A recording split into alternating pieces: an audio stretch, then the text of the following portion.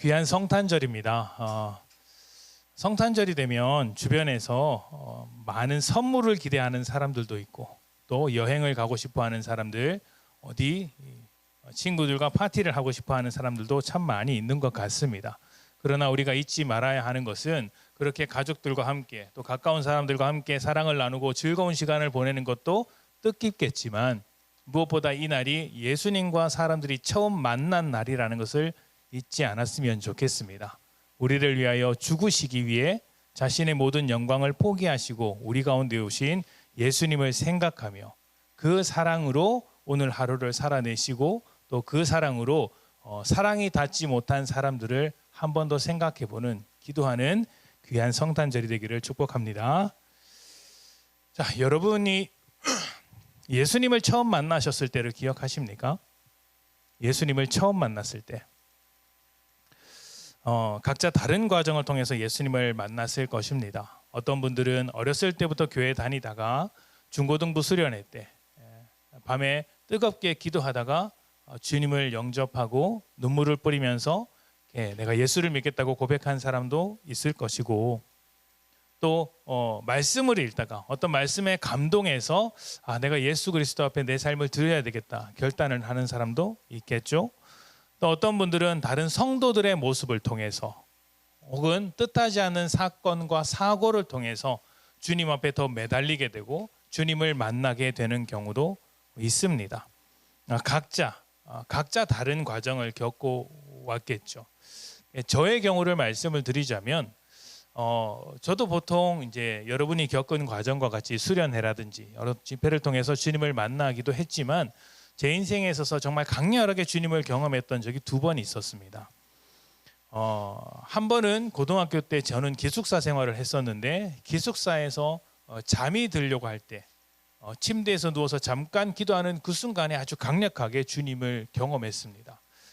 그게 처음이었던 것 같아요. 주님께서 정말 내 앞에 살아 계시고 내 삶을 들여다보시고 나를 인도하고 계시는구나라는 그 어떤 경험을 아주 강력하게 했습니다. 그리고 2번째는 신학교에 들어가고 나서 군대 제대하고 나서 교회 봉사할 겸 부흥 집회를 섬기다가 모든 예배를 마치고 지하 예배실에서 기도하던 중에 주님을 또 강렬하게 만났습니다. 그 강렬한 만남 속에서 이제 저의 부족함이라든지 저의 고집이라든지 이런 것들이 많이 이제 드러나게 되었고 주님 앞에 눈물을 흘릴 수밖에 없었죠. 자, 그런데 여러분이 그날 주님을 만났던 그날을 잘 기억하고 계실 텐데 그때 여러분이 가지고 있었던 처음 느꼈던 그 감정도 똑같이 기억하고 계십니까? 내가 이렇게 주님을 만났지라고 고백할 수 있는데 그때 여러분이 주님 앞에서 느꼈던 감정, 그 마음은 어떤 것이었을까요? 제가 처음 주님을 만났을 때의 감정, 아주 강렬하게 만났던 그 2번의 경험 속에서 느꼈던 공통적인 감정은 두려움이었습니다. 굉장히 두려웠어요. 그냥 두렵다 정도가 아니라 무섭다 정도가 아니라 어떻게 할 수 없어서 눈물을 뿌릴 수밖에 없고 몸부림을 칠 수밖에 없는 그런 시간들이었습니다. 내가 너무 두려워서 너무 부끄러워서 어떻게 할 수가 없는 상황이었던 거예요. 지금 돌이켜 생각해 보면 왜 그렇게 두려웠을까 생각해 보면 이런 것 같습니다. 주님 앞에서 내 모든 못남과 연약함과 고집과 어리석음, 죄로 가득했던 마음과 삶이 마치 온몸이 발가벗겨진 것처럼 주님 앞에 낱낱이 드러났기 때문에 너무 부끄러워서 또 주님은 너무 거룩해서 두려움을 느낄 수밖에 없었던 것 같아요.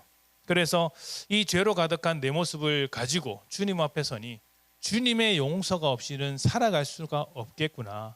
주님께서 나를 용서해 주지 않으시면 나는 나 자신에 대해서 너무 실망해서 어떻게 살아갈 수가 없겠구나 이런 생각을 했습니다. 그날의 사건은 그냥 무슨 이렇게 준비가 있어서 찾아온 게 아니라 어느 날 갑자기 교통사고처럼 쾅 하고 제 마음을 두드리는 사건으로 찾아왔습니다. 근데 이런 두려움의 과정은 저만 겪는 것은 아닐 것입니다. 사실 모든 그리스도인들이 겪는 과정이기도 하죠. 하나님 앞에서 인간의 약함, 자기의 죄인을 온전히 드러내는 시간을 경험하게 됩니다. 성경에서도 그런 사람들이 참 많이 나옵니다. 대표적으로 아담이 있죠. 아담은 하나님께서 사랑으로 창조하셨고 하나님의 형상을 따라 하나님의 역할을 맡긴 아주 소중한 하나님의 사람이었습니다. 그런데 아담이 하나님의 말씀을 어기고 선악과를 먹게 되자 하나님을 만났을 때 가장 첫 번째 반응이 무엇이었는지 아십니까? 두려워하여 숨었나이다 였습니다. 하나님을 두려워하여 하나님을 피해 숨어버린 것이죠. 왜 두려워했고 왜 숨어야 했을까요? 하나님 앞에서 자기의 죄를 감출 수가 없었기 때문입니다. 또 다른 사람도 있습니다. 유명한 모세도 그렇죠. 모세가 자기 인생 40년을 살고 나서 광야 속으로 들어갔습니다. 그리고 광야 속에서 나그네와 같이 불황자와 같이 40년의 인생을 보냈습니다. 도합 80년의 인생 동안 그렇게 인생을 낭비했죠. 그리고 낭비한 다음에 하나님을 불타는 떨기나무 앞에서 만났습니다. 그때 모세가 어떻게 반응했는지 아십니까? 하나님 뵙기를 두려워해서 얼굴을 가렸다라고 기억하고 있습니다. 하나님을 뵙기가, 하나님을 만나기가 두려운 것이에요. 왜 그럴까요? 하나님을 만나는 순간 자신의 모든 약함과 어리석음이 낱낱이 드러나기 때문이죠. 두려워하는 사람과 가까이 지내고 싶은 사람은 없습니다. 멀리 하고 싶죠. 우리가 방금 아담과 모세만 이야기했는데 다른 수많은 사람들도 그렇습니다.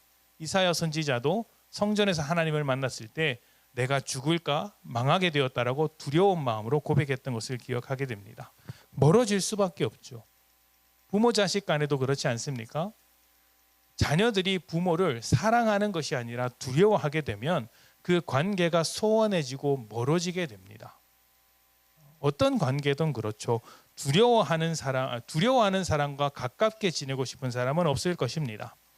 하나님과 사랑의 관계 안에서 창조된 우리가 하나님을 두려워하게 되었다는 것은 그만큼 하나님과 멀어졌다는 것입니다.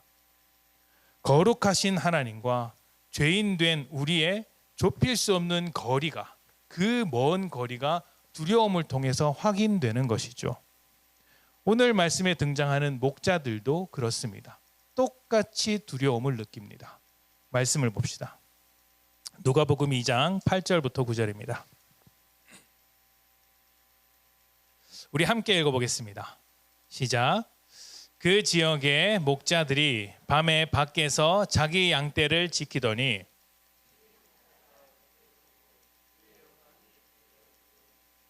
크게 무서워하는지라. 아멘. 크게 무서워했다. 이것이 목자들의 첫 반응이었습니다. 천사가 와서 하나님의 영광을 비추자 찬양하는 것도 아니고 기도하는 것도 아니고 감사하는 것도 아니고 두려워했습니다. 본능적으로 두려워한 것이죠. 두려움의 자리에 사랑이 끼어들 그 자리는 없습니다. 두려움으로 가득하면 그 대상을 사랑할 수 없죠. 그래서 어떻게 됩니까? 하나님을 오해하게 되는 거예요. 사랑이었던 하나님을 두려움의 대상으로만 생각하게 되는 것입니다. 어떻게 오해할까요? 높으신 하나님이다. 강력하신 하나님이다. 심판하시는 하나님이다. 이렇게만 생각을 하는 것이죠. 두려운 존재니까. 사랑의 하나님으로는 생각하지 않습니다. 사랑이 어떤 존재예요? 사랑이 무엇입니까? 자신을 내어주는 것 아닙니까? 상대방의 부족함을 내가 참고 인내하며 손해를 보더라도 그를 위해 살아주는 것 아닙니까? 제가 예전에 사랑에 대해서 정의하기를 사랑은 대신 책임지는 것이라고 말씀을 드렸습니다. 내가 해야 할 일을, 내가 책임져야 할 일을, 내가 당해야 할 일을 대신 해주는 사람이 있다면 그 사람이 나를 사랑하는 사람이라는 것이죠. 그런데 우리는 하나님께서 우리를 위해 대신 일해 주실 것이라는 생각을 하지는 못합니다. 왜냐하면 사랑의 하나님으로 받아들이는 것이 아니라 두려움의 대상으로 받아들이고 있기 때문이죠. 그래서 반대로 생각합니다. 하나님께서 우리를 사랑하셔서 우리를 위해 무엇인가를 해 주실 것이다라고 기대하는 것이 아니라 반대로 어떻게 합니까? 그 두려운 대상인 하나님에게 우리가 무엇인가를 해드리면, 그렇게 대단하고 강력하고 높으신 하나님께 우리가 무엇인가를 열심히 해드리면 하나님께서 그에 대한 보상을 주실 것이다 라고 생각을 하죠. 아니면 내가 하나님이 원하시는 대로 해드리지 않으면 하나님께서 내게 벌을 주실 것이다, 심판을 주실 것이다, 하나님은 그렇게 두려운 분이다 라고 생각을 합니다. 왜 이렇게 되었을까요?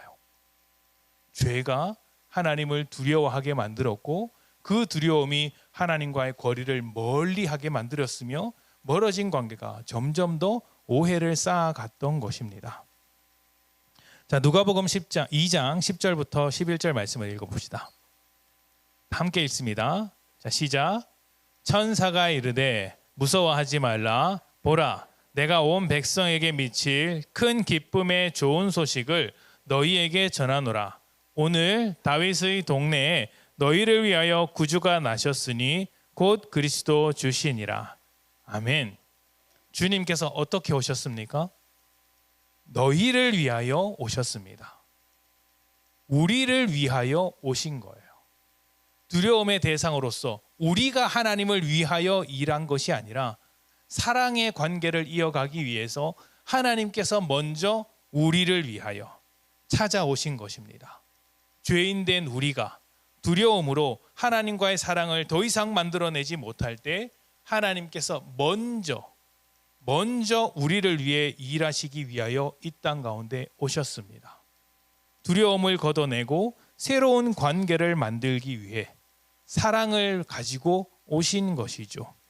우리가 할 수 없는 그 일을 하나님께서 우리를 위하여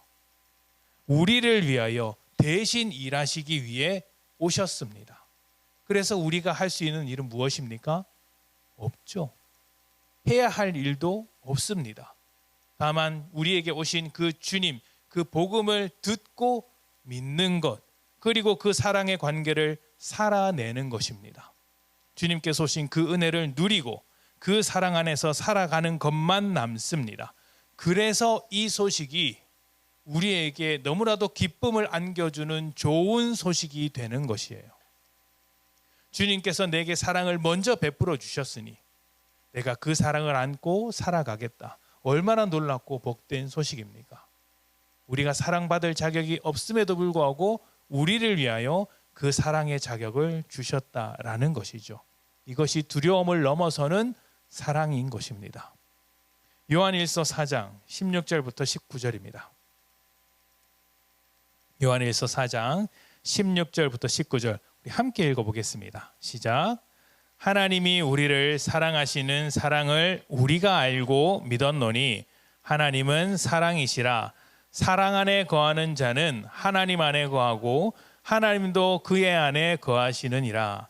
이로써 사랑이 우리에게 온전히 이루어진 것은 우리로 심판날을 담대함에 가지게 하려 함이니 주께서 그러하신과 같이 우리도 이 세상에서 그러하니라. 사랑 안에 두려움이 없고 온전한 사랑이 두려움을 내쫓나니 두려움에는 형벌이 있음이라. 두려워하는 자는 사랑 안에서 온전히 이루지 못하였느니라. 우리가 사랑함은 그가 먼저 우리를 사랑하셨음이니라. 아멘. 하나님의 사랑이 심판날에 우리를 담대하게 했다라고 이야기를 합니다. 심판날에 담대하는 게 무엇일까요? 심판을 안 받는다는 것입니다. 심판날에 우리는 당당할 수 있다는 것이죠. 무엇이 우리를 그렇게 만들었습니까? 하나님의 사랑이 그렇게 만들었습니다. 그래서 우리는 하나님의 사랑 안에서 두려움을 다 쫓아내는 거예요. 사랑 안에는 두려움이 없고 온전한 사랑이 두려움을 내쫓습니다. 두려움으로 만들었던 그 관계가 사라지고 이제 하나님께서 주신 그 사랑으로 새로운 사랑의 관계를 만들어가기 시작했다는 것입니다. 이제 우리는 하나님을 두려움의 대상으로 생각하지 않습니다. 우리를 위해 일하시는 하나님, 사랑으로 우리 가운데 오신 하나님을 두려워할 이유가 없어졌습니다. 그 사랑이 우리 마음속에 남아있는 두려움을 지워버린 것이죠. 남아있는 것은 우리를 향한 하나님의 사랑, 그리고 그 사랑에 반응하여 하나님께 드려야 할 사랑만 남는 것입니다. 하나님께서 먼저 사랑했기 때문에 우리도 그 사랑을 안고 살아가는 것이죠.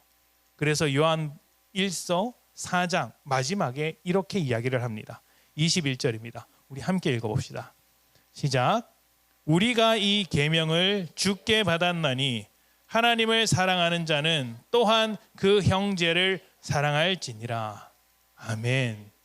주님께서 우리를 위하여 먼저 사랑하셨듯이, 하나님을 찾지 못하는 우리를 찾아오셔서 먼저 용서하셨듯이, 우리도 그 사랑을 받은 유일한 공동체로서, 하나님의 사랑을 알고 있는 유일한 공동체로서 세상을 향하여, 우리를 위하여가 아니라 세상을 위하여 사랑을 해야 하는 것입니다. 이것이 주님께서 오신 이유이고 우리에게 사랑을 주신 목적이기도 합니다. 그렇게 되면 두려움을 넘어서, 긴장 관계를 넘어서 주님께 받은 사랑을 흘려보내는 멋진 공동체가 될 수 있는 것이죠. 이것이야말로, 이 말씀을 기억하고 살아가는 것이야말로 성탄절을 가장 성탄절답게 보내는 완벽한 방법이 아닐까 생각을 해봅니다. 오늘 예배를 마치고 나면 이제 사랑의 택배를 출발하게 됩니다. 이 사랑의 마음을 가지고 아무 조건 없이 우리가 전해줄 수 있는 이 작은 상자는 사실 큰 것은 아니지만 우리의 사랑을 담아서 전해주면 그 사랑이 일을 할 것이라고 믿습니다. 작은 선물이지만 찾아가서 사랑을 담아서 전해주었으면 좋겠습니다. 그리고 두려움을 넘어선 사랑을 바탕으로 오늘 하루 여러분의 가정을, 또 여러분이 만나게 될 모든 사람들을 사랑으로 채워가셨으면 좋겠습니다. 두려워하는 관계가 아니라 사랑의 관계입니다. 여러분께서 하나님의 사랑을 먼저 받았고 하나님께서 그 두려움을 뛰어넘는 사랑으로 일하셨으니 그러한 사랑으로 오늘을 살아내시기를 축복합니다. 우리